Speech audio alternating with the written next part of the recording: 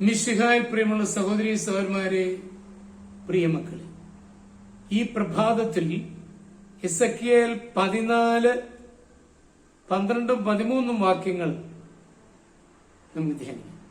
Book of Ezekiel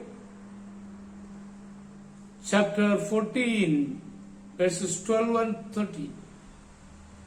കർത്താവ് എന്നോട് അരുളി ചെയ്തു, മനുഷ്യപുത്ര, ഒരു ദേശം വിശ്വസ്തത വെടിഞ്ഞ് എനിക്കെതിരായി പാപം ചെയ്താൽ ഞാൻ അതിനെതിരെ എന്റെ കരം നീട്ടി അവരുടെ അപ്പം വിലക്കുകയും അവരുടെ മേൽ ക്ഷാമം അയക്കുകയും ചെയ്യും.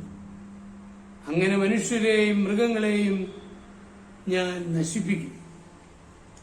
തെറ്റിലേക്ക് പോകുന്ന മകനെ സ്നേഹിക്കുന്ന പിതാവ് സതുപദേശങ്ങൾ നൽകി സത്പാതയിലേക്ക് തിരിക്കാൻ ശ്രമിക്കും. എന്നാൽ അത് അവഗണിക്കുകയാണെങ്കിൽ ശിക്ഷകൾ കൊടുത്ത് തിരുത്താൻ പിന്നെയും ശ്രമിക്കും. ദൈവം നമ്മോട് ഇടപെടുന്നതും ഈ രീതിയിലാണ്. നാം തെറ്റായ ജീവിതത്തിലേക്ക് തിരിയുമ്പോൾ മറ്റുള്ളവരെ കൊണ്ട് നമ്മളെ ഉപദേശിപ്പിക്കും. ആന്തരിക മനസ്സിൽ പ്രേരണകൾ തന്ന് മാനസാന്തരത്തിനായി ക്ഷണിക്കും. അത് അവഗണിച്ചാൽ ദൈവശിക്ഷകളാകുന്ന കഷ്ടനഷ്ടങ്ങളും മനക്ലേശങ്ങളുമായിരിക്കും ഫലം. അപ്പോൾ രഹസ്യമായി ചെയ്തിരുന്ന തെറ്റുകൾ പരസ്യമാകും.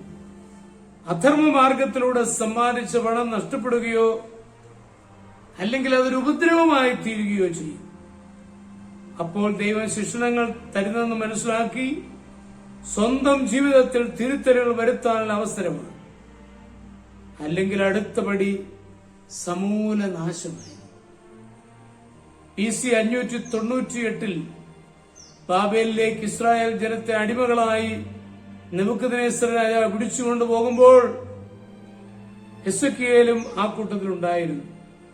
അവരുടെ അനീതിയും ദൈവദ്രോഹവും നിമിത്തം ലഭിക്കുന്ന ദൈവിക ശിക്ഷയാണ് ഈ പ്രവാസമെന്ന് പ്രവാചകൻ പറയുന്നു. സംഭവങ്ങളിലൂടെ ദൈവം തന്റെ ജനത്തോട് സംസാരിക്കുന്നതാണ് ഇത്തരം ശിക്ഷ. അത് മനസ്സിലാക്കി ജീവിതഗതിയിൽ തിരുത്തലുകൾ വരുത്തുന്നവർ രക്ഷപ്പെടും. മുടിയനായ പുത്രനുണ്ടായ കഷ്ടതകൾ അവനെ മാനസാന്തരത്തിലേക്ക് ആനയിച്ചു.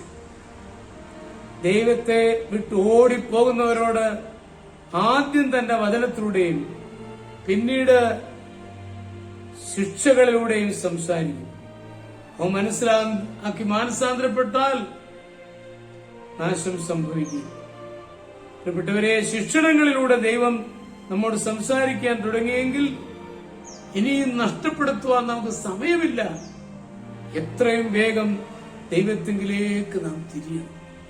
നമ്മുടെ കർത്താവ് മിശിഹായുടെ കൃപയും പിതാവായ ദൈവത്തിന്റെ സ്നേഹവും പരിശുദ്ധാത്മാവിന്റെ സഹവാസവും പരിശുദ്ധ അമ്മയുടെ മധ്യസ്ഥതയും ഞങ്ങളെല്ലാവരോടും കൂടി ധാരാളം എപ്പോഴും എപ്പോഴും എന്നേക്കും.